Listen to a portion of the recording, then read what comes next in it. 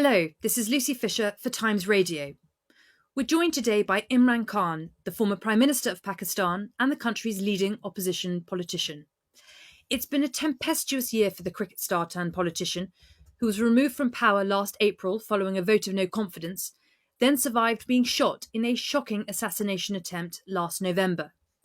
He's now facing around 80 charges, including allegations of terrorism and corruption, which he says are a part of a plot by the government to prevent him returning to power in elections this autumn. In recent weeks, a warrant for his arrest has been issued and rescinded, and thousands of his supporters have turned out on the streets in Islamabad, Lahore, Karachi and Peshawar, among other cities in Pakistan, leading to violent clashes with the police. Mr. Khan, thanks for joining Times Radio today. My pleasure. So earlier this week, you addressed your first rally since you were shot 4 times in the leg last autumn, but you spoke to the crowd from a bulletproof box. You believe your life is still in danger? Well, yes, Lucy, not do I believe so. The Interior Minister, he has gone public to say that my life is in danger. But he says it's from some foreign elements, but I know that it is from actually the government itself. There were 3 main people in the government who were responsible, I believe were responsible for my assassination attempt. I predicted that about 6 weeks before the attempt took place. So they're still sitting in government. They've sabotaged the inquiry report because it was implicating them. And I think that they're more threatened than ever because they feel, since my party is now overwhelmingly favorite to win the elections, they feel that they feel more threatened, and they feel that if I come back to power, then I would hold them accountable. Well, there's a lot to unpack there. If I may, just to start with, go back to November the 3rd last year, when the assassination attempt took place. Can you tell our listeners, has anyone involved in that attack been brought to justice? And how has your recovery and the recovery of some of your supporters gone since then? Well, Lucy, there was threat to my life, and I went on public claiming that how they would try to assassinate me, that they would palm it off on a religious fanatic who would claim that I had committed blasphemy. And how did I know that? Because 3.5 years I was in power, and I had, obviously, the intelligence agencies were working with me. So I got information from within the agencies that this is what they were planning to do. I went public, and according to the script, that's exactly what they did. They palmed it off on a religious fanatic who shot who shot at me, and a lot of 12 of our people got injured. But fortunately, there was one bystander who saw him pull out the gun, and just in the nick of time, he put his hand on the gun. So rather than hitting us on the top body, the bullets hit us on the legs. But there were 2 other shooters, and this was confirmed by the Joint Investigating Committee, which came up with forensics and eyewitnesses and confirmed that there were 3 shooters. So after that, the powerful quarters, because there was the intelligence agency general who was involved in this, I nominated him. The Interior Minister, who recently again has made a statement that it's either us or, something like about, either it was us or them, or some stupid statement he's made. And then, of course, the Prime Minister. All of them have been involved in extrajudicial killing, and there's a record about them. So they were still sitting in power, and they sabotaged the findings of the Joint Investigative Committee. Now, since they are still in power, and since my party has won 30 by-elections out of 37 in the last few months, they know that we are favorites to win the elections, and therefore my life is, more at risk now because they're petrified that I would be back in power. Well, certainly some of the language used by the Interior Minister describing you as an enemy and incurable must scare you, I'm sure. Your allies have raised concerns about the disappearance this month of a member of your social media team. Explain what you believe or suspect has happened to him. Well, Lucy, what's happened is that since we were deposed from power, and that this was the person behind it was the army chief. As you know, the establishment is all powerful with the intelligence agencies. So he was the one who was behind the plot, but he co-opted the guys who are in power right now. These 12-party alliance. So since then, what they hoped was that my party would just sort of wither away, because once a party is out of power, people turn their backs on it. But for the first time in our history, something unprecedented happened. Hundreds and thousands of people came out on the 10th of April. My government was removed on the 9th, 10th of April. Hundreds and thousands of people came out on the streets. Now, when that happened, everyone was taken by shock, including the establishment. So rather than the popularity going down, with time, my popularity and my party soared to heights which no party in Pakistan's history is as popular as my party PTI is right now. Therefore, that's when this plot was hatched to have me removed. And, us winning 30 out of 37 by-elections meant that my life was even more in danger as time went on, because elections are due. The Supreme Court had asked for the provincial elections on the 30th of April. The general elections take place in October. Now they're all scared that in these two provincial elections on the 30th we would win. So they're challenging in the Supreme Court right now. They're scared of elections. And so the two are related, the threat to my life and elections and coming to power are all related. Well, certainly, just for listeners and viewers not aware, Pakistan is having a big set of elections this autumn. Of course, you may not be allowed to stand, Mr. Khan, if you are convicted on some of the charges which you are currently accused. This includes corruption, the suggestion that you sold state gifts while in office and hid your assets, and more recently, charges of terrorism. What's your response to these allegations? Well, Lucy, let me just put the record straight. There are 140 cases against me right now, which include blasphemy, which includes sedition, which includes 40 cases of terrorism. 40 cases.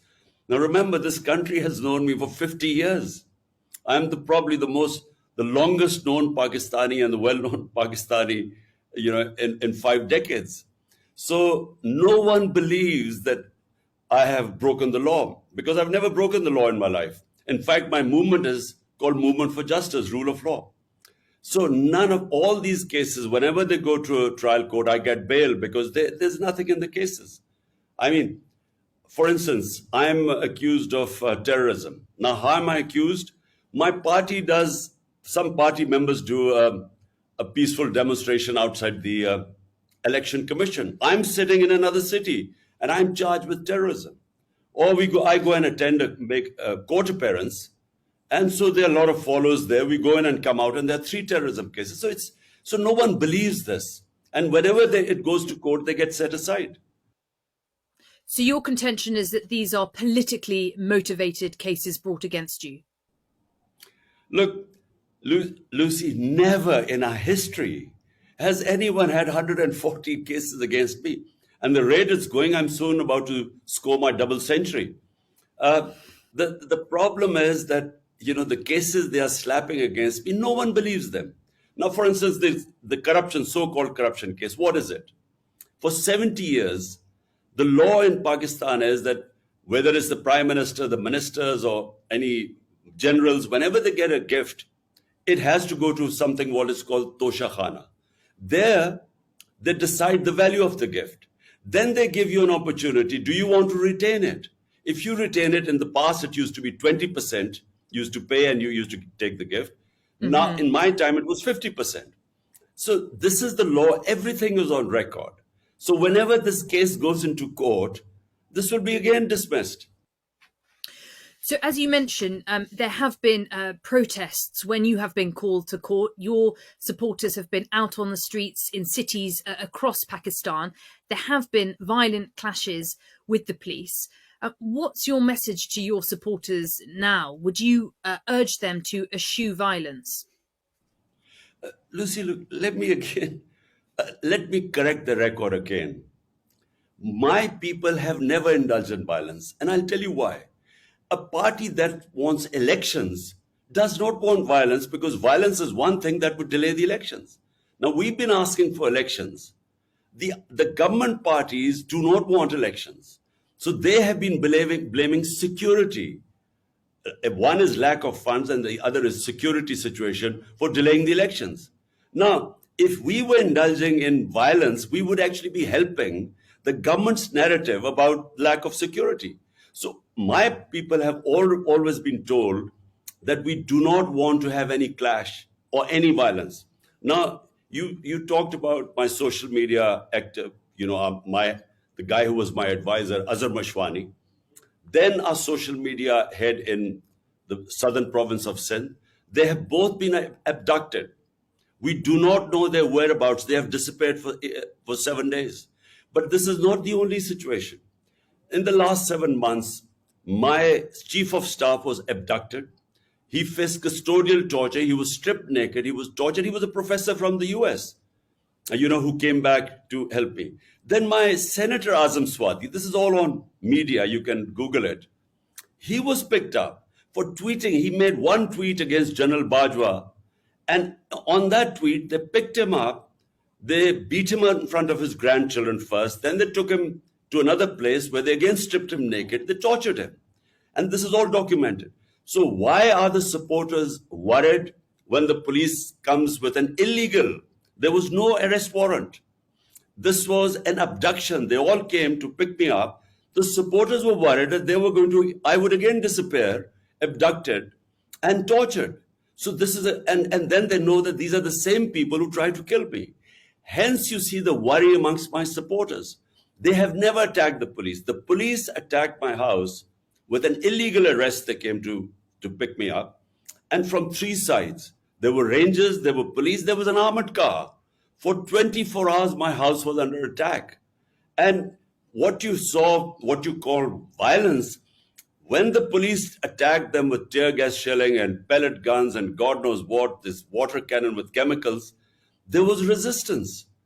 And why was there resistance? By the way, there were 3 times I told my supporters, look, I'm going to go and give myself up. They would not allow me to give myself up because they were all scared that they would either kill me in prison or they would just, there are so many cases, they would just keep me for months. So there is no confidence in the government right now amongst my supporters. But they do not go and attack the police. In fact, 2,000 of my supporters are in jail right now.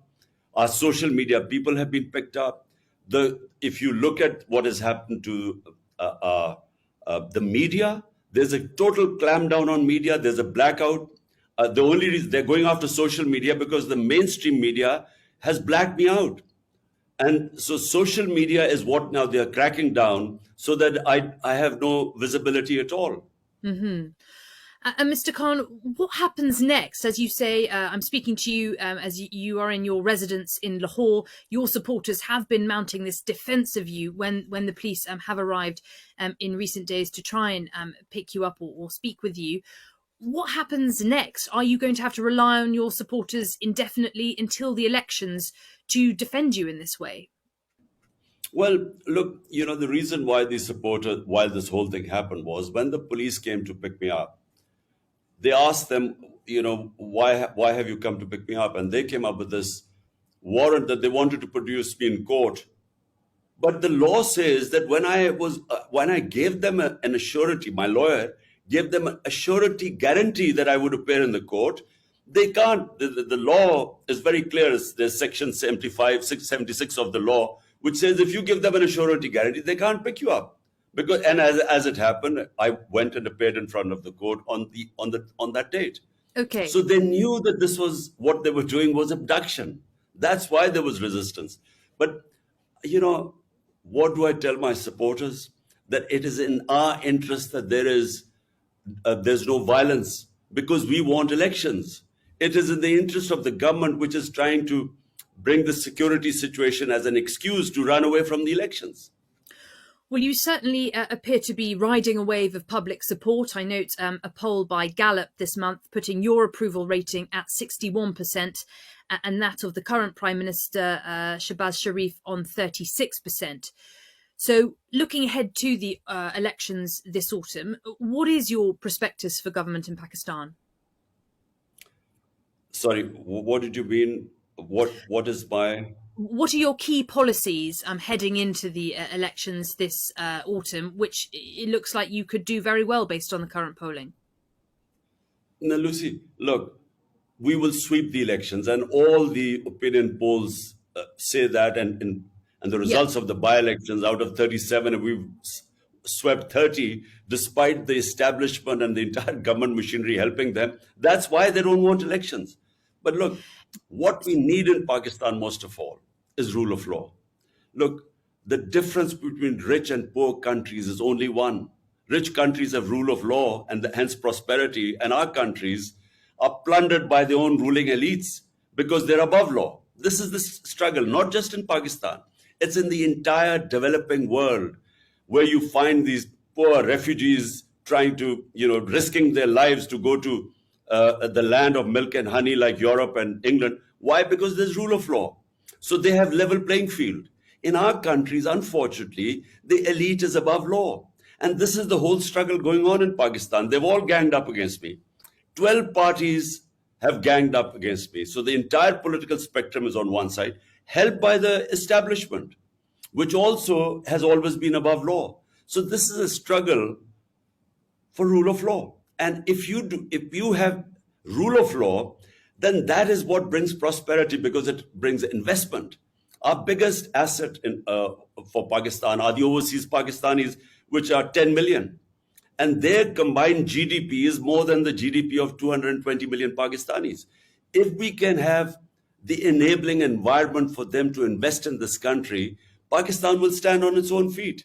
I mean, I'm just giving you a very rough idea that unless you have rule of law, you cannot have prosperity, because we get robbed by our own elites who siphon off money, and it ends up in Western capitals and in offshore accounts. And as I said, it's the problem with, you look at the developing world, it's the same problem everywhere. So restoring rule of law is at the centre of your policy proposals for the country. Just a quick word, if I may, on Pakistan's fairly precarious financial situation. It is on the brink of default. How are you going to restore financial stability to the country? Well, this is, Lucy, the biggest challenge, because we had sort of balanced our economy like most of the developing world. COVID-19 hit us 2 years after 3.5 years, 2 years was managing COVID-19 and its effects. And then, we had the commodity super cycle. Suddenly the energy prices skyrocketed. So not just Pakistan, but most of the developing worlds suffered from balance of payments issues, because when the oil price during our time was between $110 to $115 per barrel, it's come down to $65 to $70. So when the prices went up, so we too had problems. But if you look at the economic survey of Pakistan a year ago, we had the best economic indicators in 17 years of Pakistan's economic history. And so we had managed to balance this. We got our country out of COVID-19, one of the top three countries that managed the virus, the corona effects of COVID-19, the best. We were rated as one of the best countries. And then we managed to pick up our economy. Now, when they pulled the plug, we had overshot all our targets that we had set, whether it was revenue collection, it was exports, it was remittances, it was agriculture and industrial output. So we were doing our best. But what happened was that after that, the new government came in, did not have a plan, markets lost confidence, political instability, because no one knew how, because the government maximum would have lasted for 1.5 years. The elections were this autumn anyway. So that in that political instability and then total then incompetence to handle the economic situation and give a roadmap, that's when the economy went into a tailspin. So we lost 35% of the value of our currency in 10 months. Yeah, well, a lot to sort out on that front, on the financial situation.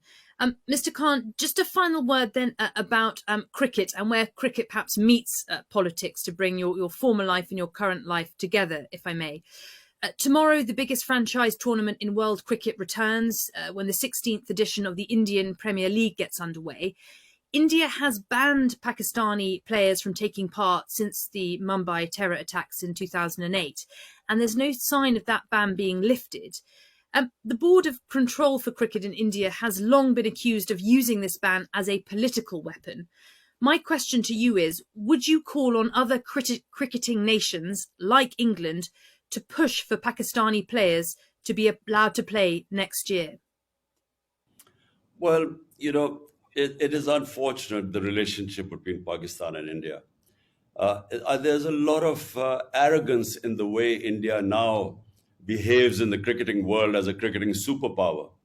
And because of their ability to generate a lot of funds, a lot more than any other country, I think they almost dictate now, as a sort of the arrogance of a superpower, of who they should play and who they shouldn't. And um, I find it strange that the Indian Cricket Board would take it out on the Pakistan cricket players. It's just reeks of arrogance. But Pakistan has now very good quality Super League too, and foreign players come to Pakistan, and I think that why, if India doesn't allow Pakistan players, so be it. Pakistan should, we have excellent a clutch of young cricketers coming up, and so we shouldn't worry about it. And of course, back in the day, you used to play for Sussex and I believe for Worcestershire. Have you, by chance, caught the current racism scandal that has beset English cricket? Look, I haven't had much time to watch cricket. To follow that. My life has sort of, you know, hasn't given me the spare time in the last 4 years. But I read about the Yorkshire racism scandal, and look, from the time I started, and I started in 1971 as a teenager, and from that time to when I was finishing cricket in the sort of mid 80s, I saw a change take place in England. There was a lot of open racism in English cricket, in county cricket when I started. And by the end of my career, somehow, if there was racism, it went undercover. You did not have overt racism by the time I finished in the sort of mid to late 80s. But when I started off, I mean, there were all the time racist remarks on the cricket field. It was, even the Pakistanis, especially in the north of England, would suffer racism. There were these skinheads who were very, you know, anyone was a Paki and they would abuse you in the streets. So it gradually began to change. And, by the time I finished, there was much less racism. Well, I'm glad to hear it diminished during your time playing cricket. Clearly, it seems from the latest scandal there is still some way to go, but thank you for commenting on that. That's all we've got time for today. Imran Khan, former Prime Minister of Pakistan and cricketing star, thank you so much for joining Times Radio. My pleasure, Lucy. Thank you.